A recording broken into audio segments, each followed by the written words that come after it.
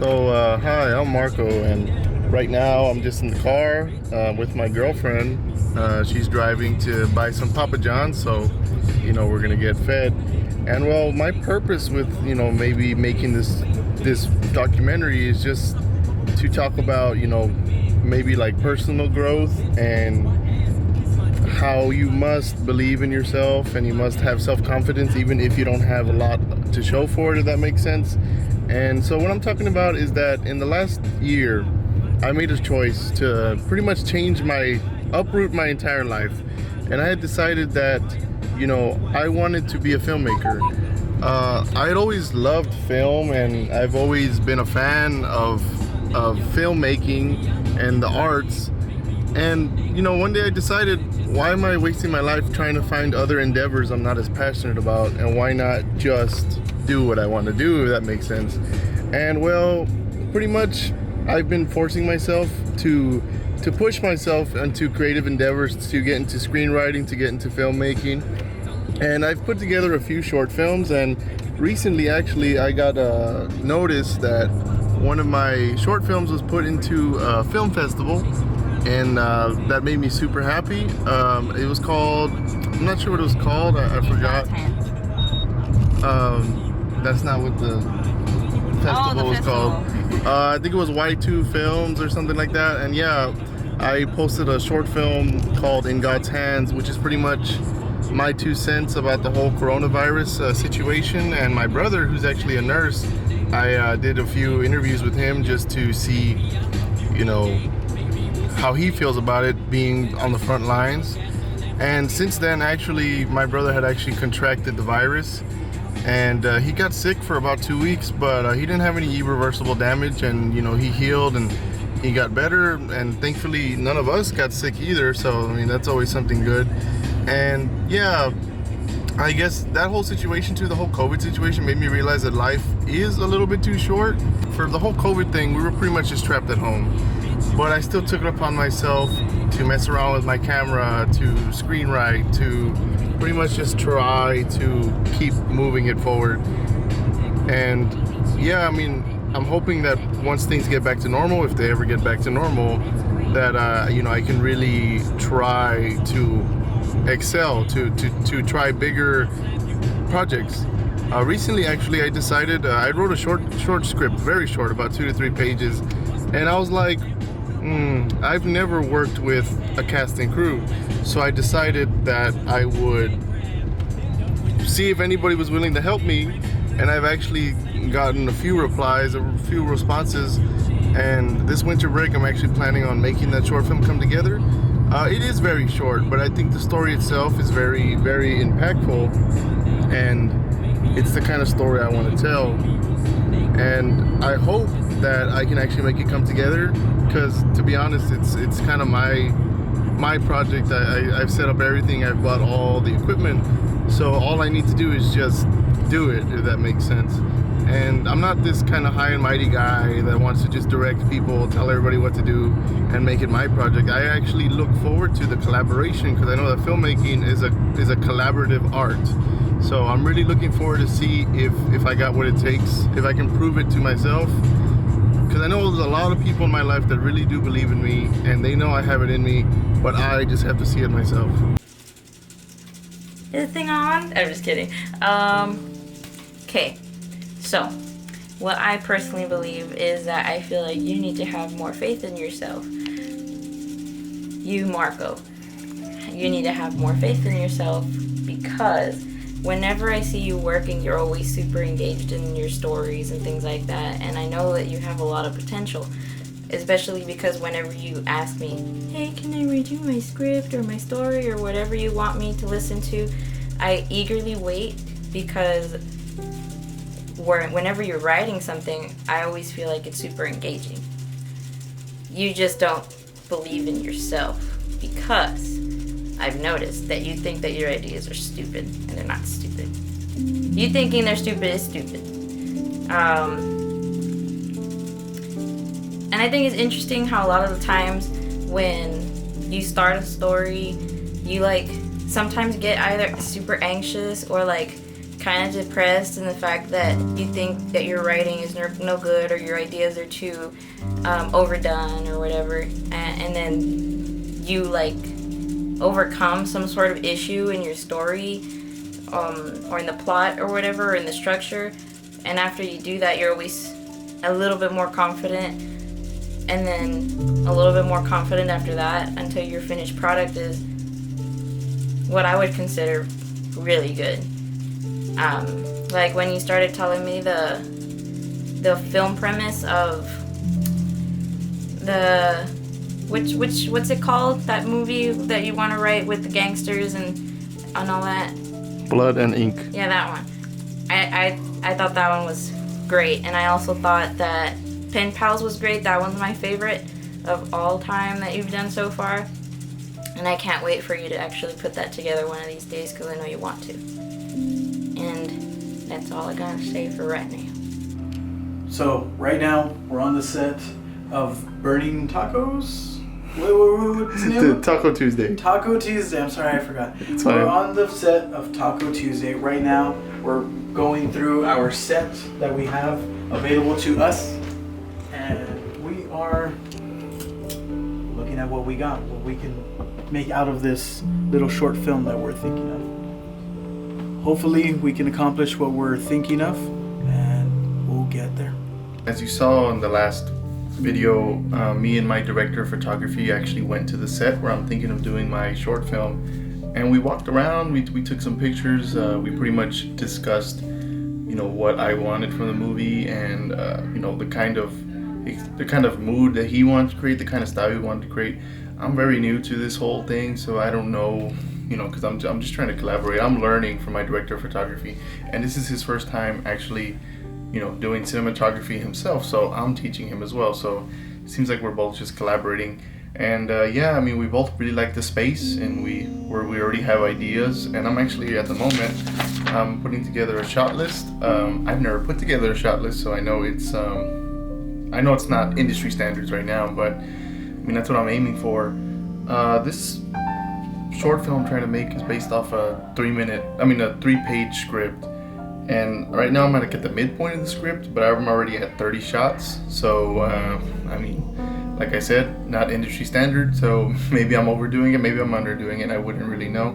That's what I'm trying to figure out. And well, I mean, I'm already kind of creating a style in my head. You know, I've never directed before, so it might seem not the best, but it's my first time. So I'm really trying to take it seriously and do it to the best of my ability that I have so far, which is not that much. And sometimes I do feel like maybe I am overdoing it, because I mean, right now we're in school and there's other people, you know, there's other things I have to worry about, like my grades and making money at work. But to be honest, that this is what I care about the most. So I'm really thinking about issues that could come up with, you know, framing and the makeup effects that I'm gonna have attached to the film. So there's a scene in this film where there's fire in the house. A small fire, like an oil fire. I don't have the budget to make a fire inside my set, right? I don't want to burn it down. So I'm just going to use lighting and smoke to, I guess, simulate the fact that there's a fire. And there's also, you know, other scenes that have to do with like pyrotechnics as well, that I'm just trying to figure out ways to shoot them, edit them so that they look, maybe not realistic, it's not the word, so they look impactful. And yeah, that's pretty much what I'm trying to figure out right now. So I don't really know what else to let you guys know, besides it seems like this project is really moving forward. And you know, just wish me luck, and maybe, who knows, you'll see me at a festival someday. I work at CarMax, I sell cars, and I have to admit, to be honest, not to sound, I guess, over dramatic or melodramatic, whichever the term would be, it's just, I don't like it. I mean, so selling cars is a good way to make a lot of money, but you have to be, I guess, very, very available, very open. You know, every new person that comes in, you have to put on a fake smile and say hello. And, you know, most of the time they're going to say, hey, can I test drive a few cars? They test drive a few cars, and they'll be like, okay, well, I'm just looking. So that means you wasted about an hour or two with the person who's, you know, just looking, just shopping. And the thing is, at CarMax, we have to, you go ahead and help them out. So it's kind of annoying, you'll waste hours with customers only for them to be like, well, I actually have a car lined up for me at Bert Ogden or at Chevrolet or at GMC. So it's kind of like you waste so much of your breath on these people. But I can understand though, buying a car is a very big thing. But I guess why I'm bringing that up is just to say that I've been working pretty much steadily since I turned 17, maybe at most taking a few months off to find another job, right? And I have to admit that I haven't, how some people say, oh yeah, I remember when I was in high school I had this job at Burger King and it was so awesome, I made all these friends and all this stuff. I had okay times in my time as fast food. I made some really good friends, but I loathed every second I was there. I was like, man, this sucks. Is this what life is supposed to be? Are you supposed to just go to jobs that you hate? And before I joined this program, the theater department, I was a criminal justice major, and I was studying so that one day maybe I could become a Texas State Trooper. And that was all because I didn't know what I wanted to do. So at a point I was just kind of like, well, it pays well and you get good benefits and stuff, so I'm like, I'm gonna do it. At some point after I got my associates and transferred over to UTRGV, I took a semester of criminal justice, and it was the most horrible thing in the world. They were just regurgitating all I had learned in my associates, and I'm like, is this just what they're gonna talk about? Is this all? Is this everything? So I was disappointed and discouraged, and that summer before that fall semester, I saw a movie called Once Upon a Time in Hollywood. I'm sure you've heard about it. And well, that's Quentin Tarantino's just love letter to the movies he watched as a child growing up, the figures he saw, in his youth that like helped him become the person he wanted to be. Directors, famous directors from that era, famous actors, like the Clint Eastwoods, the Burt Reynolds, the actors like that. And it made me feel like, man, I really do love film. I really do appreciate it, right? But I had to get that idea and just, put it away, store it. I always knew I was a movie person, so I was like, okay, that's just my favorite hobby. And some point in the middle of that fall semester, I just thought about it. I'm like, why am I doing this? I know what my real passion is. My real passion is filmmaking. I like learning about films. And then I realized I like learning about how to make films. So I came to the conclusion that I must want to know how to make films. I want to learn how to make films. So that's what I've been doing, right? I've been trying my hand. I got a YouTube channel. I worked on it in the summer. I got 4 videos up, but stuff got busy. I gotta work. So I gotta work, and I also have to pass my classes. So I am trying my best. And I've surrounded myself with economic equipment, if I can say that. Right now I'm recording myself on a new gimbal I just bought. It's the first one I've ever owned, and I have to admit it was a little confusing to get into, but it's actually a really good buy, and I can really understand why it's a must-have. Also I bought more gear, some lights, some microphones. I'm trying to make it so that, I really don't know because I haven't really talked to anybody about it, but I don't know what kind of resources are at my disposal at the university. I know there's a few cameras I can borrow, but I kind of didn't like the idea of having to borrow a camera because sometimes I just get the feeling that I want to film. So I bought myself a camera, and sometimes I want to get cleaner audio, so I bought myself a mic, and sometimes I want to create ambiance or style with lighting, so I bought myself light. I don't want to feel really dependent right now when I'm still working independent, if that makes sense. If I depended on the school, it might limit my ability to just pick up a camera and start filming, start doing something. So yeah, that's pretty much what I'm trying to do. I'm trying to just do it myself for now, just because I know there's a bunch of other people like me that have the same plan. They want to start making films, and they want to go to Hollywood, and they want to become this big shot director. But I actually want to take steps to actually do it, if that makes sense, because I know there's so many people that have dreams, and they talk about it all the time, but they don't actually do anything to get there. So the real question is, if you really wanted it that bad, wouldn't you do something about it? So I'm trying to do something. And I guess to go to the bigger picture thing, my big picture dilemma is that I come from a place here in the Rio Grande Valley, at least I can't speak for everybody, right? Because I only know what happened in my house and what happened in some of my friends, my family's houses. This is, for me at least, a creative vacuum. Pretty much down here, they teach you from a young age, you're either going to become a cop, a lawyer, a doctor, a soldier, or you're going to go to jail, right? That's pretty much all the options you have. And I'm like, being a doctor is cool, you get paid a lot of money, right? But you have to be in academia for like 12 years and stuff, and that's not bad. I don't look down on people that do it. If anything, I look up to people that do that, because that takes a lot of dedication. But I never felt like I had a place. You know, growing up, they would always bring up all these jobs, and I would nod my head and be like, sure, that sounds cool, benefits and like job security and money, but it never really filled me like something I really wanted to be remembered for and to do every day for the rest of my life.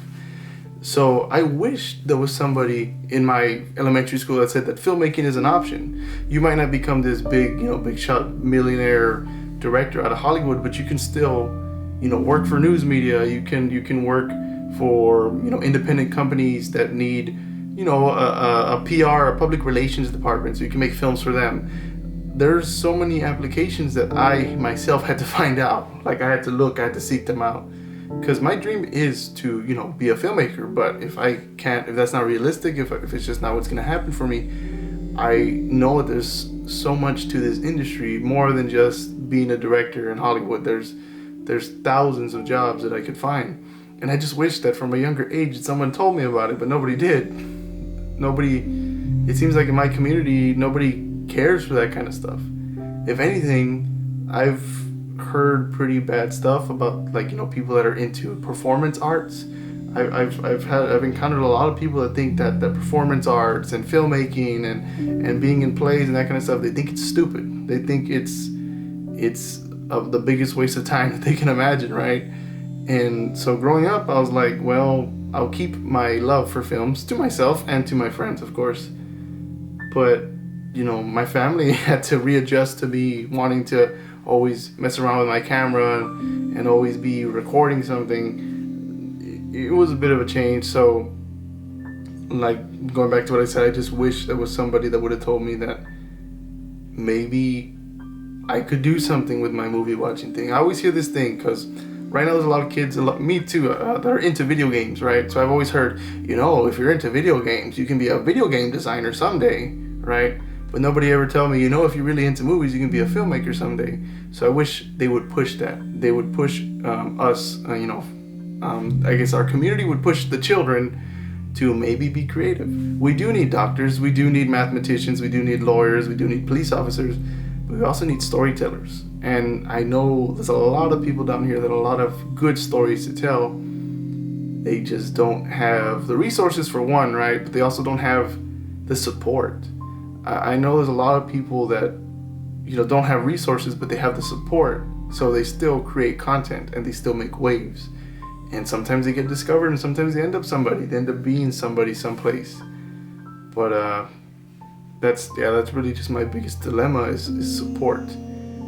I've realized that the only support I can really get is support from myself and my loved ones. So at the end of the day, I'm the one that has to push myself to do this stuff, because it freaks me out and I really get discouraged sometimes, because I have all these ideas flowing through my brain. I always have. It's just I don't have the confidence or the self-belief to know that I can do it. I'm pushing myself. I'm forcing myself to go through with it because, I've already realized that there's nothing else for me. So I'd be doing myself a horrible disservice if I don't push myself to at least try. So even if I fail, I could say I tried, and most people don't. So that's pretty much all I'm trying to say. Take one. Alright, so as you noticed, I got myself a clapperboard, and I know I'm making myself a very short project, but I'm taking it very seriously, and I decided to record audio on a separate device, so I would actually need that in post-production, so I can go ahead and edit it a little bit easier. And well, I don't know, it just feels kind of cool to have one, to be honest. And well, besides that, it seems like my project is for sure a thing. It's gonna come together. And in my script, it actually calls for one of the characters is a baby. Obviously, due to some of the stuff that happens in this film, I didn't want to use an actual baby just because there's like domestic abuse in this film, and I don't want to in any way endanger a child. So I went ahead and I bought one instead. I bought this little realistic looking baby toy. As you can see, it's really realistic. It's actually kind of creepy, to be honest, but it's just so nobody can say, oh, that baby looks like a toy, because I'm sure if I wrap it up, swaddle it up, you know, have it cup, you know, maybe lower the beanie a little bit, it'll look like a pretty real baby when she picks it up, puts it to her shoulder. Because even right here it looks pretty real, doesn't it? Especially if you move the arm a little bit. Well, yeah, I mean, the whole point of this video is to say that I'm pretty much ready to roll on the movie, the short film. It's just that I'm not really gonna get a chance to film till December, so right now it's just a horrible waiting game. And I guess I could streamline my shot list and maybe add some revisions to my script. And I still need to audition for one part, which is the male lead. So I can't say I'm ready because I'm missing half my cast, right? Because it's only 2 people.